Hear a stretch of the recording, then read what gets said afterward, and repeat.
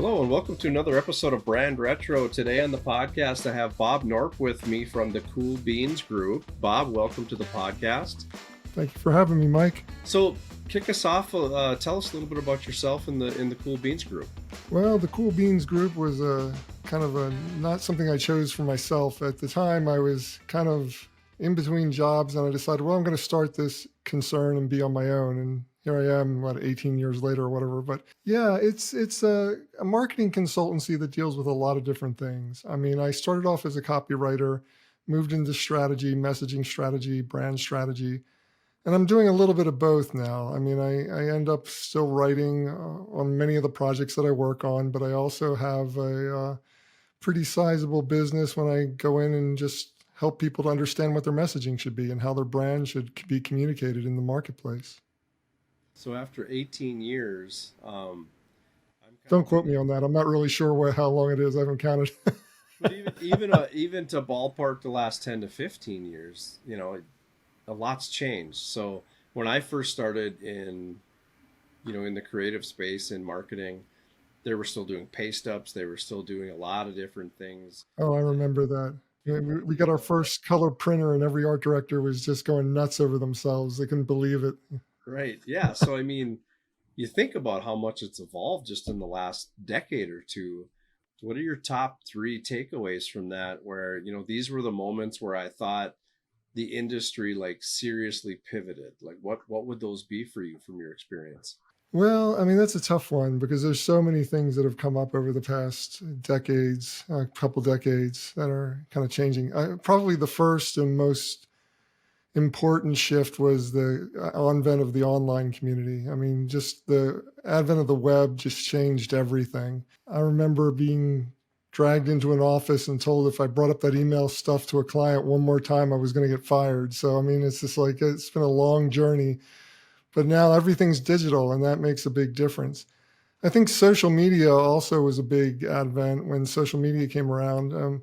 It's kind of an extension of the digital revolution, but it's more about the conversation and the connection of humanity for both good and ill, when it comes down to it. But, just that ability to communicate and be together with that. And I'd say that we're on the verge of another one. I mean, everybody's talking about AI.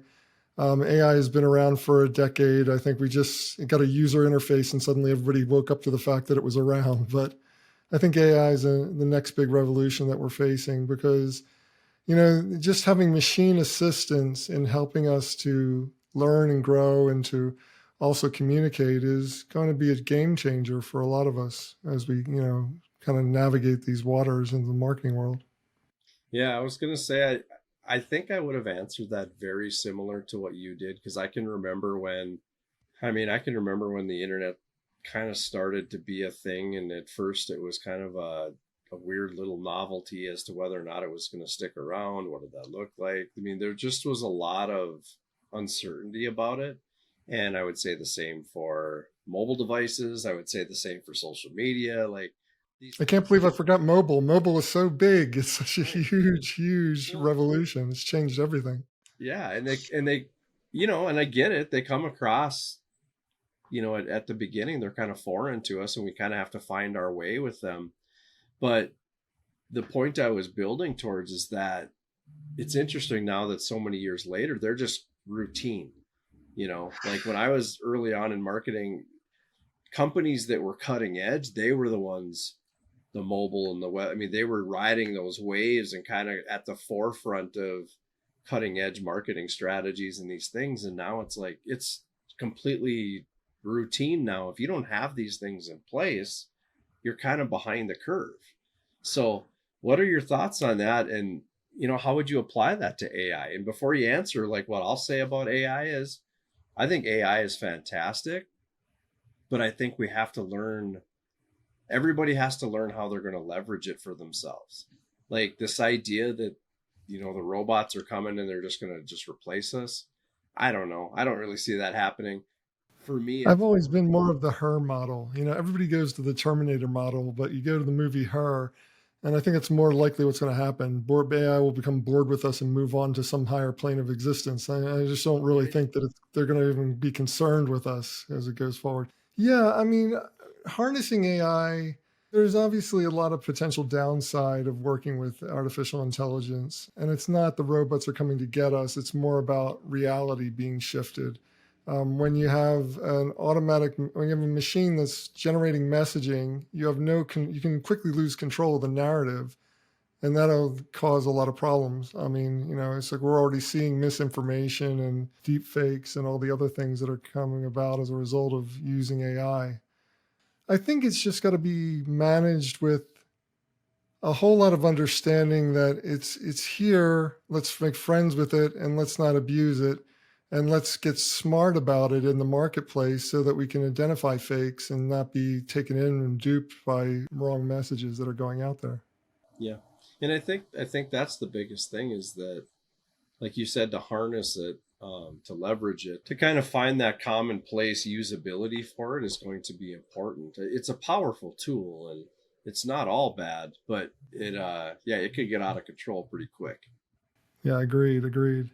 Yeah. So what are your thoughts on, just kind of how, like as an agency, what are your thoughts on how to leverage it? I can tell you that we are using it pretty much every day within my agency, but there's a part of it where we're playing around and we're trying to find our way with it.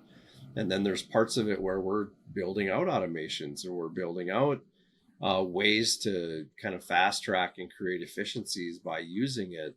I will also add that we are kind of dragging our feet with it as well when it comes to like turning the clients loose with it, because there's just so much yet to be. I mean, it's moved so fast up to this point.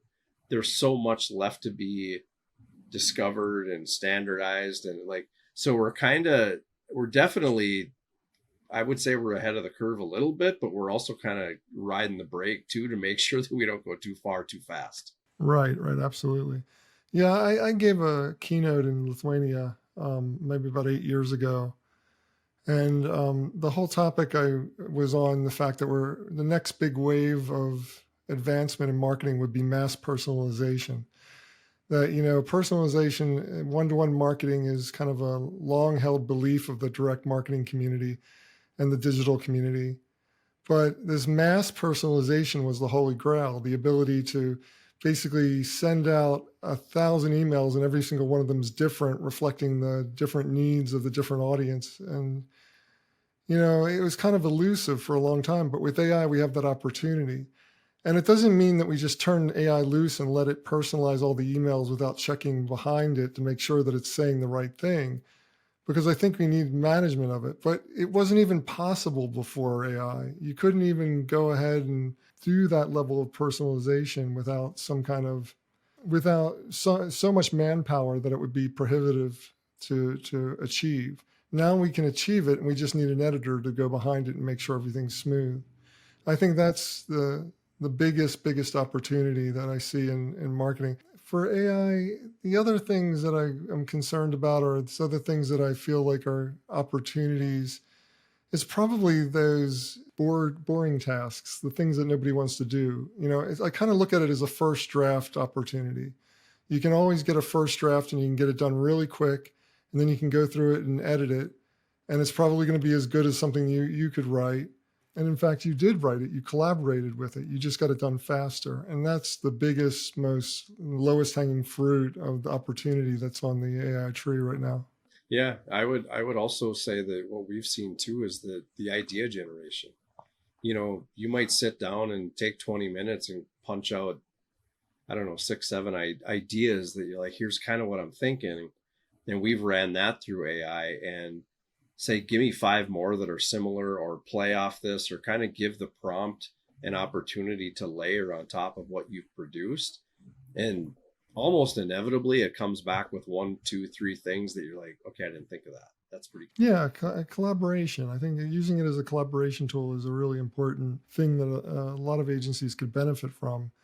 I think the trouble is when you get into that, when you get into idea generation, it's easy to get lazy and just take the idea from the machine and let it go. I think it's got to be always thought of as collaboration. You need to be working together with the AI in order to get the desired result.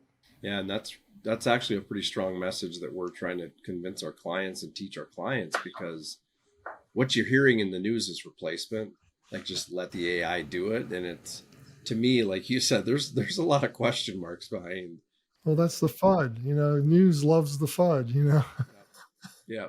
So we're thank you for sharing your thoughts on that, but we're very much on the same page as you, and we're trying to work our way through it because I mean they're probably, the version of where we're at is probably going to change, but I don't believe it's going anywhere either. Hmm. That's really wise. When it comes to marketing and what you guys do with the Cool Beans Group, how do you find yourself in situations where you have to balance the creativity with the data driven type decisions? And how do you kind of cope with that? And how do you merge those two concepts? Well, I'm not precious about creative. I mean, it's just like I come from a creative background, and you'd think that I'd be all in on creative, but I actually think that creative is not all it's cracked up to be. I mean, it's just like a lot of people put a lot of weight into the creative product, and we give awards for creative product. But I think it's better to have a smart story that can evolve quickly and then move into creative ideas that reflect that. So that means data kind of has to take a little bit more of a lead role in the creation of creative products. I'm trying to think of a specific example, but it's just like you have creative as the well, I mean, it's like I said, data driven opportunities are the most important thing to figure out first, figure out where you're going to go with this program. A good example of this would be when you're trying to create some kind of word of mouth campaign. You can make a word of mouth campaign around the opportunities in the creative that you've created for the ad, or you can do a word of mouth campaign that does the story, creates the story into the marketplace, seeds it out there, gets people conversing about it, and then launch the ad campaign with the data and understanding that you got from that initial effort so that your ad campaign is more targeted and more effective at reaching the audience. And I think that's a smart way to look at creative going forward, not starting with the ad and having that inform everything else. Start with the story and then let that story inform your ads so that you're more targeted. It also gives you a launching pin to expand the campaign because you're going to see opportunities for new audiences that you never would have suspected might be interested in this. And it also gives you the opportunity to elevate the ad campaign to a global stance because your ad campaign is not starting with a message to a specific market and a specific audience. You're starting off with a message that is honed by the actual community that wants to receive it and conversed and debated among that audience so that you have a smarter campaign that can be evolved into global executions. Yeah. Do you believe that they work together in some degree, but it really does start with that targeting that data? Because I obviously, we're a creative agency, so I don't believe that you can just do creative. But I also believe that if you have good direction and good data and good targeting and like you're very more rifle, not shotgun, but if you're very dialed in on your approach and you layer strong creative on top of it, I feel like it just enhances everything. Where as opposed to having bad creative on even a well laid out plan with bad creative, I just think that the branding and the overall creative visual piece will just enhance it and lift it even further. Do you agree with that? Absolutely. I think creative is an essential component to effective marketing. What's the one thing that every creative complains about at the start of a project? They always complain about the brief. Is the brief, it doesn't give me enough information. It doesn't give me enough hooks. It doesn't give me enough understanding of it. And you're always kicking it back and having people rewrite it because it's just like you need more information. And that just proves my point that good creative starts with solid information and data. And if you don't have that information, you're not targeting to begin with. But I think we need to take that a little bit further and allow the idea, the story to exist and breathe on its own in a word of mouth environment first, so that we get a sense for what is resonating with the audience, but we're also seeding the campaign with the audience because they're already embracing this idea that has evolved into something that they find very appealing. And then we can put creative out there that, matches that that conversation that matches that enthusiasm that's already out in the marketplace. That's where I feel the creative role needs to live. I mean, certainly good creative is essential to long-term marketing. I mean, it's just like if you're going out there into the market and you're doing paid advertising, you need a solid creative and a good idea and a strong brand. But I don't necessarily believe that's where the process needs to start anymore. We don't start with a good creative ad and let everything else kind of seed out from there. I think we need to start off with the idea and the story and hone that so that we have a smarter marketing campaign that fits the markets we're trying to reach. I completely agree, and I kind of want to get your thoughts on this, but I would also say that it needs time. You know, like a good story needs time. It needs a certain duration of window for it to not only plant the seed, build the story, but also reap the benefits of that seed you planted. Because we see it a lot with clients where they just want it too fast or they don't give themselves enough time. And, you know, that can doom a campaign sometimes if you don't give it time to do what it needs to do. Yeah, absolutely. I mean, patience is important in this process. Yeah, I know exactly what you mean. There's a desire to skip steps when it comes to the client. That's why clients never want to pay for strategy. You know, they expect strategy to be given free as part of this because what we're paying for is an ad. And the sooner you can get that ad in my hands, the better off I'm going to be. But sometimes it's not an ad unit. We started calling it ad-like objects, you know, ad lobs. And it's just like, that's a better way to position the ad product because it's just like it's not just an ad, it's something that functions as an ad. And it may not be your final product, but it's an interim step in getting to the ad. We need to do this in order to achieve our aims. Yeah. And just the idea of going in educated, like that's the biggest thing, and they can call it strategy or whatever they want, but the idea is that we have to go into this somewhat educated before I can make any guarantees or give you any premonitions of ROI. We just have to know what we're aiming for. Yeah. You answered my question, but that was kind of my thoughts because like you said, they want to skip the steps, or they're more dialed in on what the result might be without even having did the homework to see if it's possible. Yeah, I agree. I mean, you know, and unrealistic expectations are kind of part and parcel of this business. I mean, everybody wants something amazing to happen for no money and no effort. So it's kind of like, well, you know, you're not going to get what you need.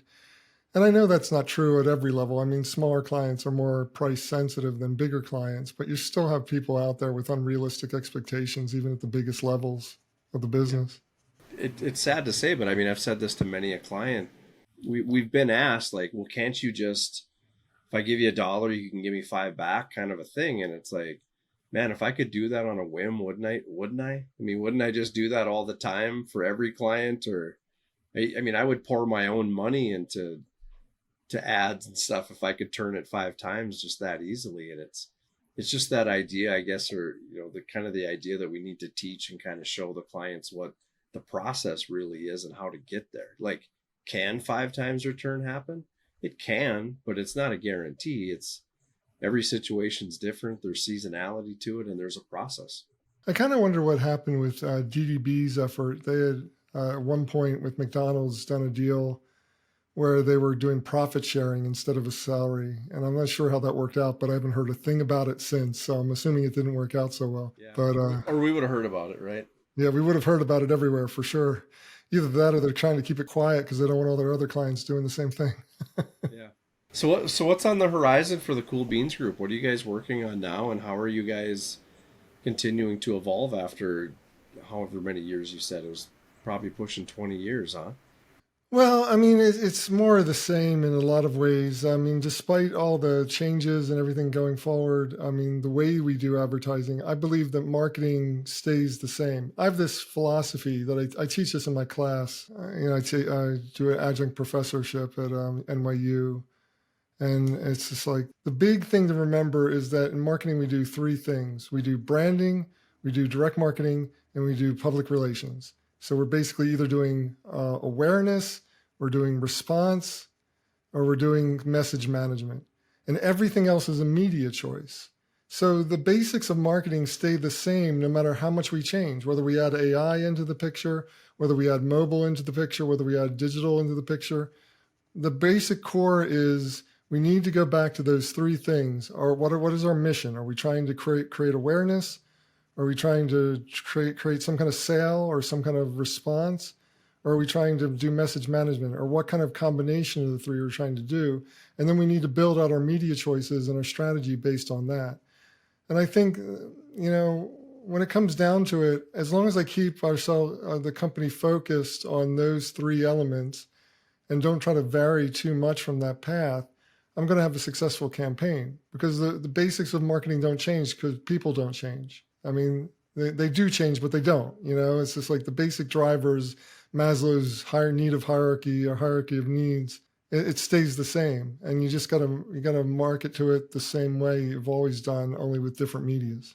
Yeah, and when you go into a campaign like that with intentional decision making, and where you're going to kind of prioritize where you're starting from and what buttons you're pushing, you can then pivot from that point because you know what your source is. I see that a lot if we just do a shotgun approach, we don't know where to pivot from when something needs to change. So that was an important part of what you just said, I think, is going into it with some level of intentionality is huge. Yeah, and I think clients take a lot of comfort out of knowing that despite the fact that they don't know what to do with this new technology or this new medium, that the playing field hasn't really changed that much, that it's still the same things that they're used to doing, and giving them that sense of comfort that all we're going to do is do our awareness campaign using AI this time instead of using a team of copywriters on this one. It's just like, it's the same thing. You're still trying to create awareness or trying to create a response, etc. Well, Bob, thank you for coming on and for spending a little time with me and kind of walking through your marketing perspectives. I really appreciate it. Before I let you go, tell me where people can follow you and find more information about you.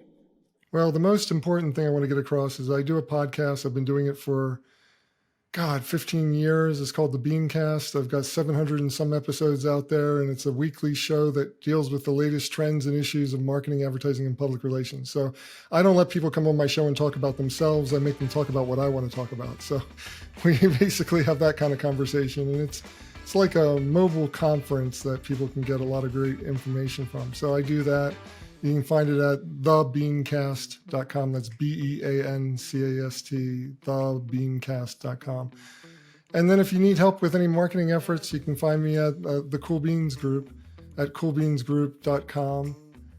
There's a few pieces of information on there, and it's all part of the same site with the podcast. So I invite anybody who's interested to find me there.